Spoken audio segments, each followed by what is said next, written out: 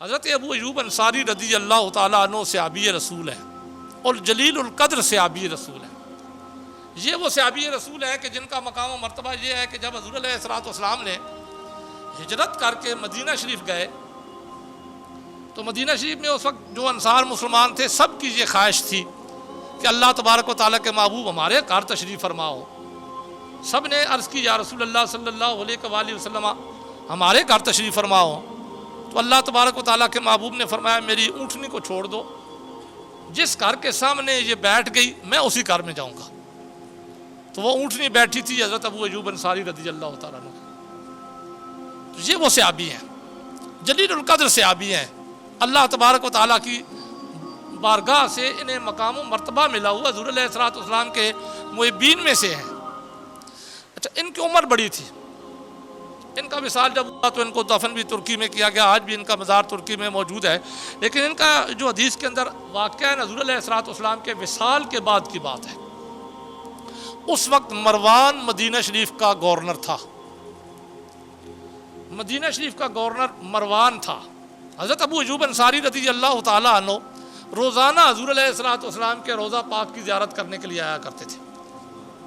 دن کے وقت آپ کے حجرہ مبارکہ میں آتے، آپ کے روضہ پاک میں آپ کی زیارت کرتے اور آپ کی روضہ مبارک سے برکت لیا کرتے تھے۔ آپ کے روضہ مبارک کی مٹی پہ اپنا رخسار رکھ کے ملا کرتے تھے، اسی طرح رکھا ہوا تھا۔ تو مدینہ پاک کا گورنر مروان آ گیا۔ اچھا، اس کے ذہن میں یہ تھا کہ یہ تو بے حرمتی کر رہے ہیں۔ اس نے دیکھا بھی نہیں کہ کون ہے، کیونکہ آپ نے رخسار رکھا ہوا تھا۔ تو پیچھے سے آیا نا، اس نے گلے سے پکڑ کر آپ کو اٹھایا۔ بادشاہ بھی تھا، گورنر بھی تھا، یہ بادشاہ کی طاقت یا تکبر اپنی جگہ پہ ہوتا ہے۔ اس نے جب آپ کو اٹھایا نا، اس نے کہا یہ کیا کر رہے ہو، یہ کیا کر رہے ہو، یہ تو تم بدعت کر رہے ہو۔ حضور علیہ الصلوۃ والسلام کے روضہ مبارکہ پہ اپنا رخسار رکھا ہوا ہے، تم پتھر کی عبادت کر رہے ہو، جیسے کہا جاتا ہے یہ پتھروں کی عبادت کی جاتی ہے۔ آپ ڈرے نہیں، میں پتھر کے پاس نہیں ہوں، تم اس کو پتھر سمجھتے ہو، میں پتھر کے پاس نہیں ہوں، میں نے اپنا رخسار پتھر پہ نہیں رکھا ہوا، میں برکت پتھر سے نہیں لے رہا۔ وَلَمْ جِئْتُ رسول اللہ صلی اللہ علیہ وآلہ وسلم، یہ اللہ کے رسول ہے، میں اللہ کے رسول کے پاس آیا ہوں، میں ان سے برکت لے رہا ہوں، اور شریعت مطالعہ میں ہمیں ایسی برکت سکھائی گئی ہے لینے کی۔ اچھی بات سن کے دوسروں تک پہنچانا صدقہ جاریہ ہے۔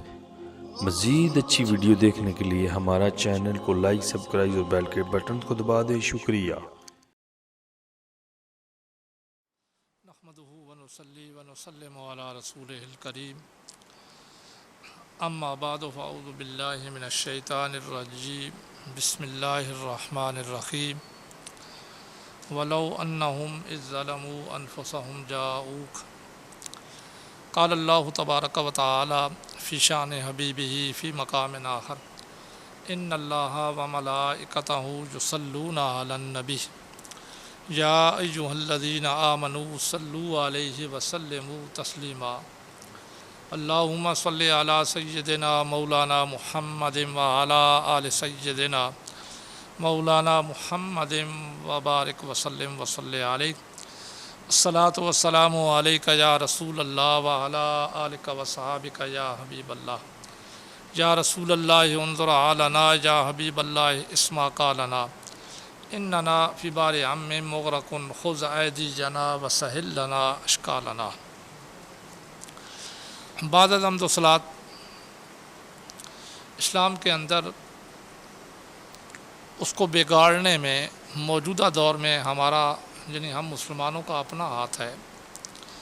ہم نے بے شمار امور میں اپنی خواہشات کے مطابق اسلام کو ڈالنے کی کوشش کی ہے، جس کی وجہ سے ہم نے افراط و تفریط سے کام لینا شروع کر دیا ہے، اور جو اصل روح تھی اسلام کی اس کو ہم بھول گئے ہیں۔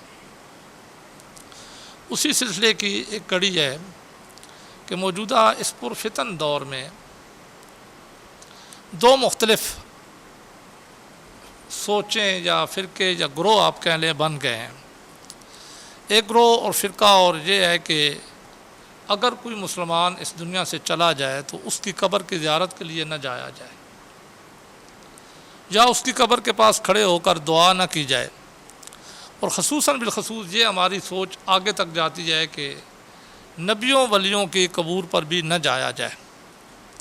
ایک تو میں نے پچھلے جمعۃ المبارک کو آپ کے سامنے کہا تھا کہ عورتوں کا غیر محرم کی قبر کے پاس جانا صحیح نہیں ہے، وہ تو بالکل اسی طرح ہے جو مسئلہ میں نے آپ کے سامنے بیان کیا، لیکن آج جس مسئلے پہ میں گفتگو کرنا چاہتا ہوں وہ یہ کہ قبور کی زیارت کی جانی چاہیے یا نہیں، اور قبور کی زیارت کا طریقہ کیا ہے شریعت مطالعہ کے مطابق، اور پھر خصوصاً انبیاء اور نیک بندے، اولیاء اور انبیاء کی قبور کے پاس جا کر اللہ کی بارگاہ سے دعا کرنا یہ قبولیت کا بہت بڑا ذریعہ ہے۔ جس بندے کی بھی اگر کوئی دعا قبول نہ ہو رہی ہو تو اگر وہ ان نیک بندوں کی قبور کے پاس جا کر اللہ تبارک و تعالیٰ سے مانگے، لیکن یہ عقیدہ ذہن میں رہے کہ مانگنا اللہ تبارک و تعالیٰ سے ہے، یہ صحیح عقیدہ ہے قرآن و سنت کے مطابق۔ ہاں، ان کی ذاتوں کو وسیلہ ضرور بنایا جا سکتا ہے، ان سے تبرک ضرور لیا جا سکتا ہے، اس جگہ پہ جس جگہ پہ یہ مدفون ہوتے ہیں اس جگہ سے برکت ضرور لی جا سکتی ہے، یہ شریعت مطالعہ کے مطابق ہے، لیکن مدد کرنا یہ اللہ تبارک و تعالیٰ کا کام ہے، دعا کو قبول کرنا یہ اللہ تبارک و تعالیٰ کا کام ہے۔ تو قبور کی زیارت کے بارے میں مشکات شریف میں بڑی واضح حدیث ہے، حضور علیہ الصلوۃ والسلام ارشاد فرماتے ہیں کنت نہیتکم عن زیارت القبور۔ اللہ تبارک و تعالیٰ کے محبوب ارشاد فرماتے ہیں کہ ابتدا اسلام میں ایک حکم تھا، جیسا کہ اسلام آہستہ آہستہ نازل ہوا تو فطرت کے مطابق لوگوں کے ذہنوں کے مطابق اسلام کے احکام جاری ہوتے رہے۔ تو پہلے لوگ قبروں کی زیارت کے لیے جایا کرتے تھے تو وہاں جا کر سجدے کرنا شروع کر دیتے تھے، جیسے مشرکین مکہ قبروں کی پوجا کیا کرتے تھے، یہود و نصارہ قبروں کی عبادت کیا کرتے تھے، تو مسلمان بھی ان کی دیکھا دیکھی ایسے ہی کرتے کیونکہ شروع سے ان کے ساتھ چلتے آ رہے تھے۔ تو ابتدا اسلام میں حضور علیہ الصلوۃ والسلام نے قبور کی زیارت سے روک دیا۔ پھر جب اسلام مکمل ہوا، لوگوں کے دلوں میں اسلام بیٹھتا گیا، تو اللہ تبارک و تعالیٰ کے محبوب نے فرمایا کنت نہیتکم عن زیارت القبور۔ آپ نے خود فرمایا، آپ نے فرمایا میں تمہیں قبور کی زیارت سے روکا کرتا تھا، منع کیا کرتا تھا کہ قبور کی زیارت نہ کیا کرو، الا فزوروہا۔ اب اللہ تبارک و تعالیٰ کے محبوب نے ارشاد فرمایا کہ اب میں تمہیں حکم دیتا ہوں کہ قبور کی زیارت کو جایا کرو، قبروں کی زیارت کیا کرو، الا فزوروہا۔ اب اللہ تبارک و تعالیٰ کے محبوب نے اجازت دے دی، فرمایا صبح جانا چاہتے ہو صبح جاؤ، شام کو جانا چاہتے ہو جس وقت جاؤ، الا فزوروہا۔ اب میں تمہیں اجازت دیتا ہوں کہ قبور کی زیارت کو جایا کرو۔ پھر وجہ بھی بیان کر دی کیوں جایا کرو، فإنہا تذکر الموت۔ دنیا میں پڑ جاتے ہو نا، موت بھول جاتے ہو، تو قبرستان میں جایا کرو تاکہ تمہیں موت یاد آئے کہ ہم نے بھی یہاں پہ آنا ہے، آخرت یاد آئے گی تو آخرت کے لیے کام کرو گے۔ پھر قبر کی شان کیا ہوتی ہے، قبر کا مقام و مرتبہ کیا ہوتا ہے، جس کو میں اور آپ زمین کے اندر ایک گڑھا سمجھتے ہیں، حدیث کے حوالے سے شریعت مطالعہ یہ کہتی ہے کہ قبر المؤمن روضۃ من ریاض الجنہ۔ عام مومن کی بات کر رہا ہوں، مومن کی قبر جس جگہ پہ ہم اسے دفن کر کے آتے ہیں وہ زمین کا ٹکڑا ہی ہوتا ہے، عام ٹکڑا ہی ہم اسے سمجھتے ہیں، لیکن اللہ تبارک و تعالیٰ کے محبوب ارشاد فرماتے ہیں کہ جس جگہ کسی مومن کو دفن کیا جاتا ہے تو مومن کی قبر جنت کے باغوں سے باغ ہوتا ہے۔ جیسے ایک دن پہلے میں مسجد کے بارے میں نے آپ کے سامنے حدیث سنائی تھی نا کہ حضور علیہ الصلوۃ والسلام نے فرمایا اذا مررتم بریاض الجنت فرتعوها، کہ جب جنت کے باغات سے گزرو تو میوے کھا کے جایا کرو۔ تو صحابہ نے عرض کی کہ جنت کے باغات کیا ہیں، تو آپ نے فرمایا المساجد، مسجدیں جنت کے باغات ہیں۔ اسی طریقے سے اللہ تبارک و تعالیٰ کے محبوب ارشاد فرماتے ہیں کہ قبر المؤمن روضۃ من ریاض الجنہ، مومن کی قبر جنت کے باغات سے باغ ہے، اور جب تم جنت کے باغات کے باغ میں سے جایا کرو تو پھر میوے کھائے بغیر نہ آیا کرو۔ اب مومن کی جنت کے پاس میوے کیا ہیں؟ دو طریقے ہیں۔ اگر مومن جو فوت ہونے والا ہے وہ گناہگار ہے، عام بندہ ہے، پھر تو اس کے لیے وہاں پہ کچھ نہ کچھ پڑھ کے اس کو ثواب بھیجا جانا چاہیے تاکہ اس کی قبر روشن ہو۔ اور اگر اللہ تبارک و تعالیٰ کا نیک بندہ ہے تو درجات کی بلندی تو اس کے لیے بھی کی جاتی ہے، ثواب اصال ثواب تو کیا جاتا ہے، لیکن وہاں جانے کا مقصد یہ ہوتا ہے کہ یا اللہ یہ تیرا نیک بندہ ہے، اس کے دفن ہونے کی جگہ ہے، یہ تیری رحمت کی جگہ ہے، اس رحمت کی جگہ کی برکت سے میری مشکل حل کر۔ اور یہ عقیدہ عین قرآن و سنت کے مطابق ہے، عین قرآن و سنت۔ ہاں کسی جگہ اگر کوئی قبر کو سجدہ کر رہا ہے تو میں نے ایک دن پہلے بھی یہ بات بیان کی تھی کہ سجدہ تعظیمی بھی شریعت مصطفیٰ صلی اللہ علیہ وآلہ وسلم میں حرام ہے۔ کوئی کسی کو تعظیمی سجدہ کرتا ہے تو اگرچہ وہ کافر نہیں ہوتا، مشرک نہیں ہوتا، لیکن حرام کا مرتکب ہوتا ہے، جبکہ سجدہ عبادت تو ہے ہی شرک۔ سجدہ عبادت تو اللہ کی ذات کے علاوہ کسی کو کیا ہی نہیں جا سکتا۔ اسی طریقے سے واجات قسم کی حرکتیں کرنا، قبر کے گرد طواف کرنا، یہ ساری توم پرستیوں میں سے ان کا کوئی شریعت مطہرہ میں کوئی جواز نہیں ہے۔ شریعت مطہرہ میں اگر کسی نیک بندے کی قبر سے برکت لینی ہے تو اس کا طریقہ کیا ہے؟ پہلی حدیث میں آپ کے گوش گزار کر رہا ہوں، ظاہر ہے ہمارے سامنے شریعت مطہرہ کے نمونے ہیں صحابہ کرام، اور قرآن مجید میں بھی اللہ تبارک و تعالیٰ فرماتے ہیں کہ اگر تمہارا ایمان صحابہ کے ایمان کی طرح ہو گیا تو تم کامیاب ہو گئے، تمہارے اعمال صحابہ کی طرح کے ہو گئے تو تم کامیاب ہو گئے، یہ کامیابی کی گارنٹی ہے۔ تو سب سے پہلے میں قبور سے کس طرح زیارت کی جانی چاہیے، یا اللہ کے نیک بندے ہوں یا اللہ کے ولی یا نبی ہوں تو ان کی قبور سے برکت کس طرح لی جاتی ہے، اس کے لیے میں ایک حدیث مجمع الزوائد کے اندر ہے، مستدرک شریف کے اندر ہے، مسند امام احمد میں یہ حدیث موجود ہے، اور مستدرک کے اندر چونکہ یہ حدیث ہے تو اس کا مطلب ہے کہ یہ حدیث بخاری اور مسلم کی اسناد کے ساتھ ہے۔ امام حاکم اس حدیث کو روایت کرتے ہیں، میں ان کے الفاظ اگر پورے پڑھوں گا تو پھر صرف ایک ہی حدیث بیان کر سکوں گا، اس کا لب لباب بھی آپ کے گوش گزار کر دیتا ہوں۔ حضرت ابو ایوب انصاری رضی اللہ تعالیٰ عنہ صحابی رسول ہے اور جلیل القدر صحابی رسول ہے۔ یہ وہ صحابی رسول ہے کہ جن کا مقام و مرتبہ یہ ہے کہ جب حضور علیہ الصلوۃ والسلام نے ہجرت کر کے مدینہ شریف گئے تو مدینہ شریف میں اس وقت جو انصار مسلمان تھے سب کی یہ خواہش تھی کہ اللہ تبارک و تعالیٰ کے محبوب ہمارے گھر تشریف فرما ہو۔ سب نے عرض کی یا رسول اللہ صلی اللہ علیہ وآلہ وسلم ہمارے گھر تشریف فرما ہو، تو اللہ تبارک و تعالیٰ کے محبوب نے فرمایا میری اونٹنی کو چھوڑ دو، جس گھر کے سامنے یہ بیٹھ گئی میں اسی گھر میں جاؤں گا۔ تو وہ اونٹنی بیٹھی تھی حضرت ابو ایوب انصاری رضی اللہ تعالیٰ عنہ۔ تو یہ وہ صحابی ہیں، جلیل القدر صحابی ہیں، اللہ تبارک و تعالیٰ کی بارگاہ سے انہیں مقام و مرتبہ ملا ہوا، حضور علیہ الصلوۃ والسلام کے محبین میں سے ہیں۔ اچھا، ان کی عمر بڑی تھی، ان کا وصال جب ہوا تو ان کو دفن بھی ترکی میں کیا گیا، آج بھی ان کا مزار ترکی میں موجود ہے، لیکن ان کا جو حدیث کے اندر واقعہ ہے حضور علیہ الصلوۃ والسلام کے وصال کے بعد کی بات ہے۔ اس وقت مروان مدینہ شریف کا گورنر تھا، مدینہ شریف کا گورنر مروان تھا۔ حضرت ابو ایوب انصاری رضی اللہ تعالیٰ عنہ روزانہ حضور علیہ الصلوۃ والسلام کے روضہ پاک کی زیارت کرنے کے لیے آیا کرتے تھے۔ دن کے وقت آپ کے حجرہ مبارکہ میں آتے، آپ کے روضہ پاک میں آپ کی زیارت کرتے اور آپ کی روضہ مبارک سے برکت لیا کرتے تھے۔ برکت لینے کا طریقہ ان کا کیا تھا؟ جو حدیث کے اندر منقول ہے کہ آپ اپنا یہ رخسار حضور علیہ الصلوۃ والسلام کی تربت مبارک کے اوپر رکھ دیا کرتے تھے، اس طریقے سے یوں رکھ کے تھوڑی دیر اپنے رخسار کو آپ کی قبر مبارک پہ ملا کرتے تھے۔ اب یہ عمل کسی بدعتی یا مشرک کا میں نہیں بیان کر رہا، میں حدیث کے اندر سے صحابی رسول کا عمل آپ کے سامنے بیان۔ آج تو آسان ہے نا کسی کو یوں بدعتی یا مشرک کہہ دینا، اپنی زبان سے جو کہنا ہے۔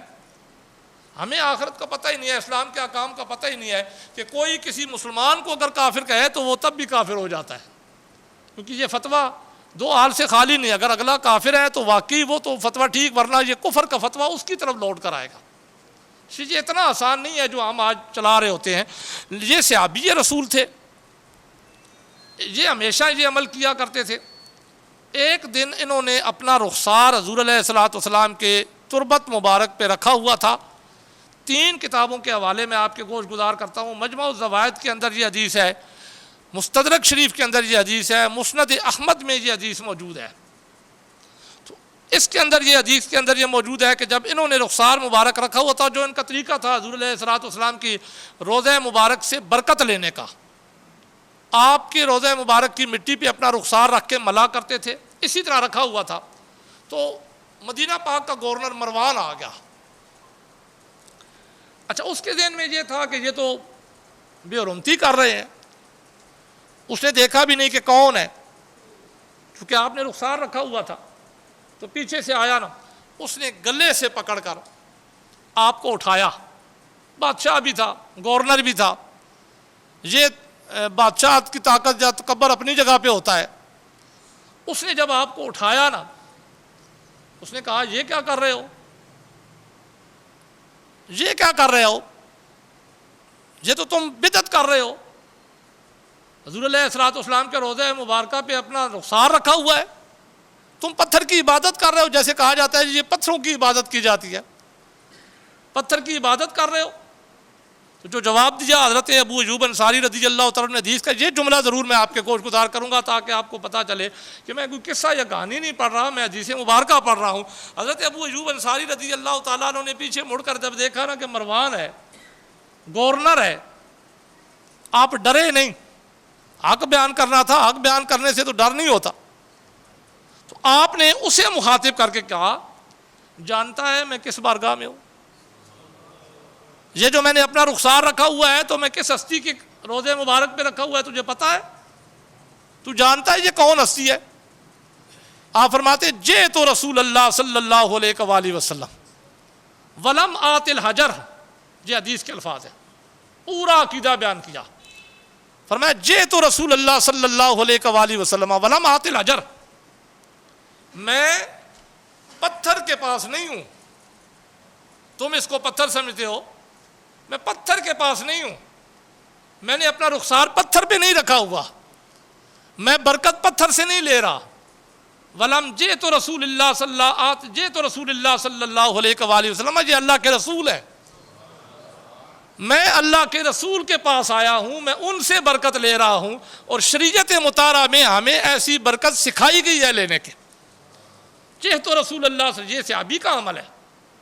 اب میں درجہ بدرجہ آپ کے گوش جتنا میرے پاس وقت ہے نا، میں نے صحابی کے حوالے سے آپ کے سامنے حدیث بیان کیا۔ حضرت ابو ایوب انصاری نے رضی اللہ تعالیٰ عنہ نے یہ عمل کر کے اور پھر اس کو مروان کے سامنے بیان کر کے یہ عقیدہ دے دیا کہ اللہ کے نبی کی روضے سے برکت کے حصول کے لیے اگر اپنے جسم کو آپ کے اس سے رگڑ دیا جائے تو یہ کوئی بدعت یا شرک نہیں ہے، بلکہ یہ عین شریعت کے مطابق ہے، اور صحابی کا عمل ہے۔ آپ تو فرماتے جئت رسول اللہ صلی اللہ علیہ وآلہ وسلم ولم آت الحجر، میں اللہ کے رسول کی بارگاہ میں آیا ہوں، پتھر پہ نہیں ہے، اس کو پتھر نہ سمجھو۔ آپ کی قبر مبارک پتھر نہیں ہے، اسے ہرگز پتھر شمار نہ کرنا، بلکہ یہ کل بھی اللہ کے رسول تھے، آج بھی اللہ کے رسول ہے، قیامت تک اللہ کے رسول رہے۔ کل بھی ان کی ذات سے برکت لی جا سکتی تھی، آج بھی لی جا سکتی ہے، قیامت تک لی جاتی رہے گی، کیونکہ اللہ نے انہیں یہ مقام دیا۔ اب ذرا ان سے نچلا درجہ میں آپ کے گوش گزار کرتا ہوں، تابعی ہیں۔ میں نے ابھی صحابی کا عمل بیان کیا، اب میں تابعی کی طرف آتا ہوں۔ یہ محمد بن منقدر ایک جلیل القدر تابعی ہیں، تمام محدثین کے استاد ہیں۔ یہ جو ہمارے پاس حدیث کی کتابیں پہنچی ہیں نا، چاہے بخاری ہو، مسلم ہو، ابو داود ہو، نسائی ہو، ترمذی شریف ہو، سب کے استاد ہیں یہ محمد بن منقدر۔ یہ کوئی عام ہستی نہیں ہے، جلیل القدر تابعی ہیں۔ محمد بن منقدر رضی اللہ تعالی عنہ، اور انہوں نے کتنے صحابہ سے علم حاصل کیا، اس میں سے چند ایک کے میں نام آپ کے گوش گزار کر دیتا ہوں۔ عبداللہ بن عمر رضی اللہ تعالیٰ عنہ سے انہوں نے تعلیم حاصل کی، ان کے شاگرد رہے۔ حضرت عائشہ صدیقہ رضی اللہ تعالیٰ عنہ کے یہ شاگرد رہے۔ حضرت عبداللہ بن زبیر رضی اللہ تعالیٰ عنہ کے یہ شاگرد رہے۔ حضرت عبداللہ ابن عباس رضی اللہ تعالیٰ عنہ کے یہ شاگرد رہے۔ حضرت انس بن مالک رضی اللہ تعالیٰ عنہ کے یہ شاگرد رہے۔ اتنے صحابہ سے پڑھنے والے اور محدثین کے استاد اگر یہ کوئی عمل کریں گے تو شریعت سے ہٹ کے تو نہیں ہو سکتا نا۔ تو ان کا عمل کیا ہے؟ کتاب اعلام و سیر النبلاء جلد نمبر 5 اس کے اندر ان کا ایک عمل بیان کیا گیا ہے. لکھتے ہیں کہ وکان جاتی موضع من المسجد، حضرت محمد بن منقدر رضی اللہ تعالیٰ عنہ مسجد نبوی شریف میں آیا کرتے تھے. آپ کا معمول تھا مسجد نبوی شریف میں آنا. وکان جاتی موضع من المسجد، اور مسجد نبوی شریف میں ہر جگہ پہ نہیں بیٹھا کرتے تھے. ایک خاص جگہ تھی جو آپ نے اپنے بیٹھنے کے لیے مختص کر رکھی تھی. آپ بیٹھا کرتے تھے اس جگہ پہ آ کر، اور صرف بیٹھا نہیں کرتے تھے، یتمرغ فیہ، وہاں کی مٹی لے کر اس جگہ کی اپنے اوپر ملا کرتے تھے. ان دنوں مسجد نبی کچی ہوا کرتی تھی. تو ان کے بارے میں نے کتاب کا حوالہ اعلام و سیر النبلاء، اس کے اندر یہ روایت لکھی گئی ہے کہ محمد بن منقدر جو جلیل القدر تابعی ہیں، ان کا عمل بیان کیا گیا کہ وکان جاتی موضع من المسجد، یہ مسجد نبی شریف میں آتے یتمرغ فیہ، آ کر ایک خاص جگہ پہ بیٹھتے اور اس جگہ پہ بیٹھ کر اس جگہ کی مٹی کو اپنے اوپر ملتے. ویستجع، اور تھوڑی دیر کے لیے وہیں پہ اسی جگہ پہ لیٹ کر الٹ پلٹ ہوا کرتے تھے کہ جسم کا کوئی حصہ اس مٹی سے رہ نہ جائے، میرے جسم کے ہر جگہ پہ یہ مٹی پہنچ جائے. فقیل لہو، آپ کے شاگردوں نے کہا، میں نے آپ کے شاگردوں میں بیان کر دیا جن کتابوں کے ہم حوالے دیتے ہیں نا کہ جی فلاں بخاری میں دکھاؤ وہ ان کے شاگرد ہیں، مسلم میں دکھاؤ وہ ان کے شاگرد ہیں. تو ان کے شاگردوں نے انہیں کہا، فقیل لہو یہ حدیث کے الفاظ ہیں، ان سے کہا گیا فی ذالک، اس کے بارے میں کہ آپ یہ عمل کیوں کرتے ہیں، مسجد نبی شریف میں آ کے آرام سے بیٹھ جایا کریں. آپ ایک خاص جگہ پہ بھی بیٹھتے ہیں اور پھر وہاں کی مٹی بھی اپنے اوپر ملتے ہیں، اور مٹی ملنے سے بھی آپ کی تسلی نہیں ہوتی تو آپ لیٹ کر الٹ پلٹ ہوتے ہیں، یہ کیوں کرتے ہیں آپ سے. فقیل علی فی ذالک، فقیل لہو، ان سے کہا گیا اس بارے میں. تو آپ نے جواب کیا دیا؟ آپ نے فرمایا میں نے حضور علیہ الصلوۃ والسلام کو دیکھا نہیں، کیونکہ میں صحابی نہیں ہوں، میں تابعی ہوں. آپ فرماتے ہیں میں نے حضور علیہ الصلوۃ والسلام کو دیکھا نہیں، میں نے حضور علیہ الصلوۃ والسلام کی زیارت نہیں کی، میں نے حضور علیہ الصلوۃ والسلام کو مسجد نبوی شریف میں کسی ایک خاص جگہ پہ بیٹھے ہوئے بھی نہیں دیکھا، مجھے نہیں پتا آپ کس جگہ پہ بیٹھا کرتے تھے. پھر آپ سے کہا گیا پھر آپ یہ کام کیوں کرتے ہیں؟ تو آپ فرماتے ہیں میں نے جن صحابہ سے پڑھا ہے نا، میں نے جن صحابہ کی زیارت کی ہے نا، انہوں نے مجھے کہا ہے انی رأیت النبی فی ھذا الموضع، کہ اس جگہ پہ اللہ کے نبی بیٹھا کرتے تھے.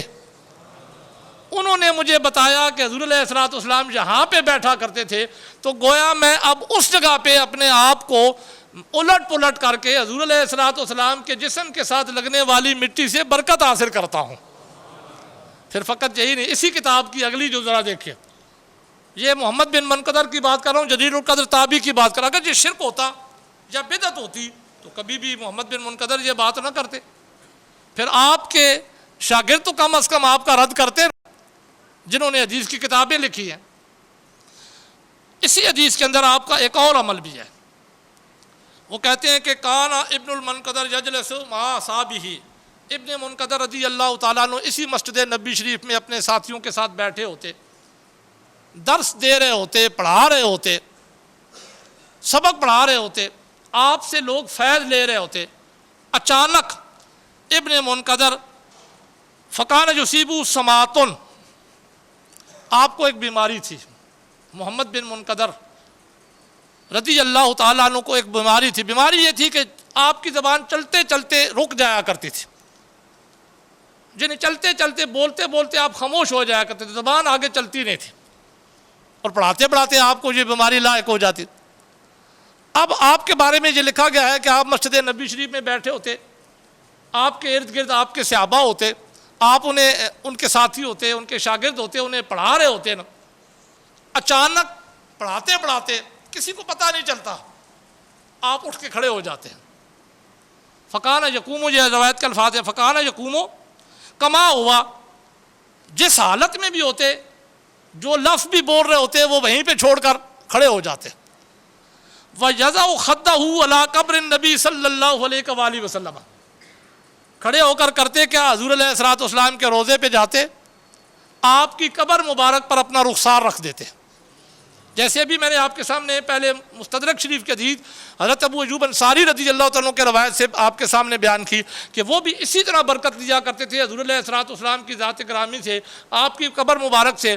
اب یہ تابعی کس طرح برکت لیتے ہیں؟ فرماتے پڑھاتے پڑھاتے اچانک آپ کے شاگرد کہتے ہیں کہ آپ پڑھاتے پڑھاتے ہمیں سمجھ نہیں آتی، کھڑے ہو جاتے، کھڑے ہو کر حضور علیہ السلام کی قبر مبارک کے پاس جاتے اور یضع خدہ علی قبر النبی، بس اپنا رخسار حضور علیہ السلام کی قبر پہ رکھتے، ثم یرجع، بس تھوڑی دیر، پھر لوٹ آتے، واپس آ کے وہیں سے پڑھانا شروع کر دیتے، جس جگہ پہ چھوڑا تھا وہیں سے پڑھانا شروع کر دیتے۔ اگر باتیں کر رہے ہوتے تو وہیں سے باتیں کرنا شروع کر دیتے۔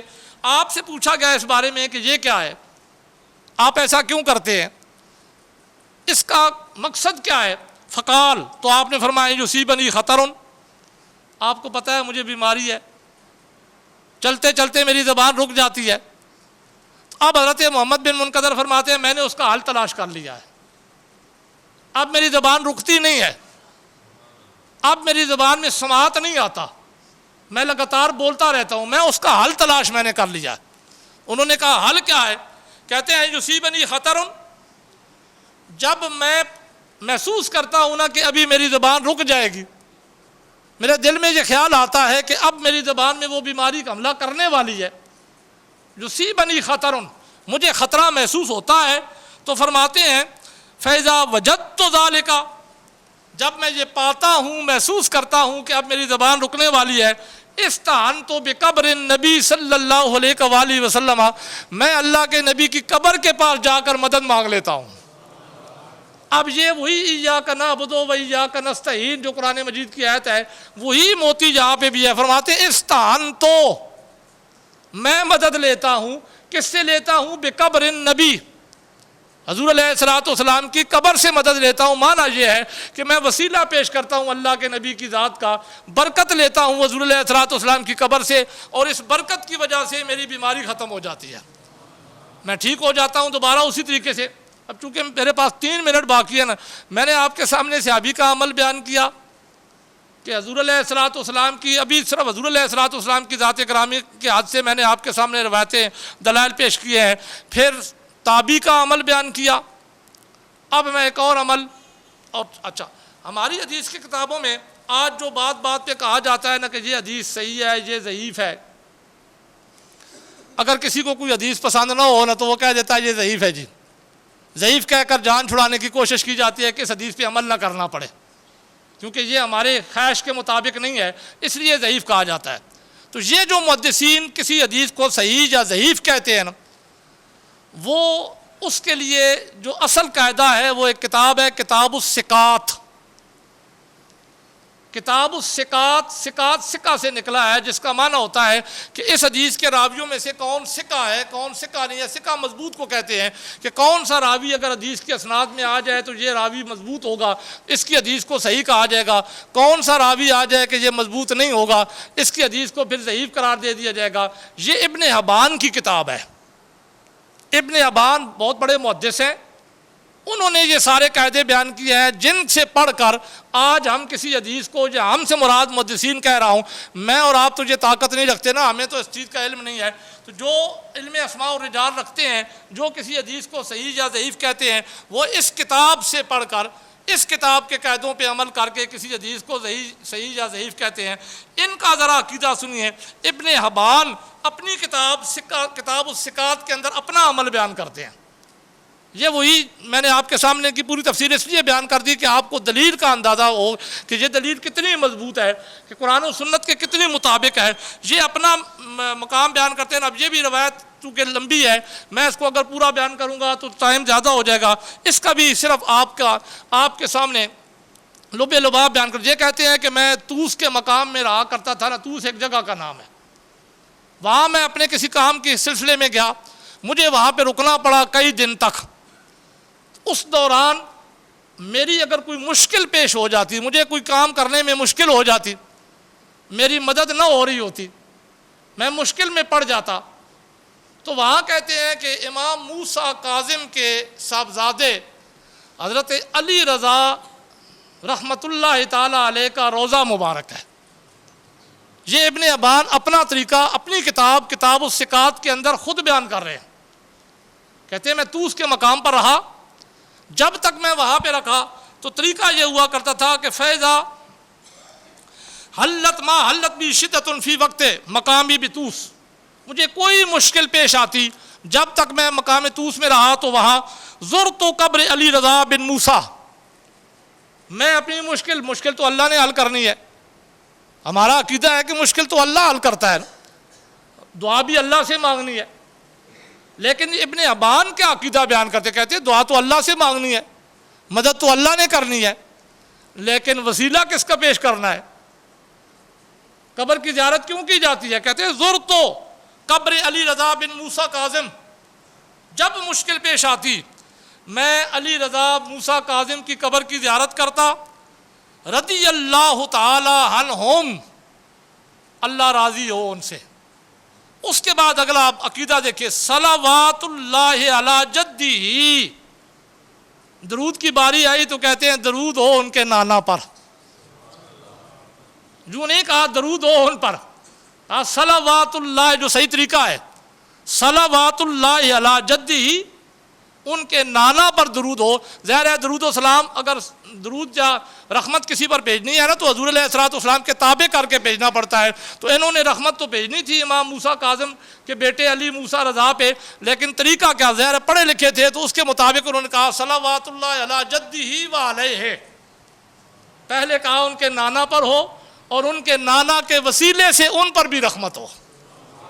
اب آگے لکھتے کیا ہیں، یہ تو انہوں نے اپنا انداز بیان کیا نا. اس کے بعد کہتے ہیں کہ میں وہاں پہ جاتا ہوں، ودعوت اللہ، دعا اللہ سے کرتا ہوں، ودعوت اللہ، ان کی قبر کے پاس جا کر اللہ سے دعا مانگتا ہوں، ازالتها عنی، اپنی اس مشکل کی دوری کے لیے.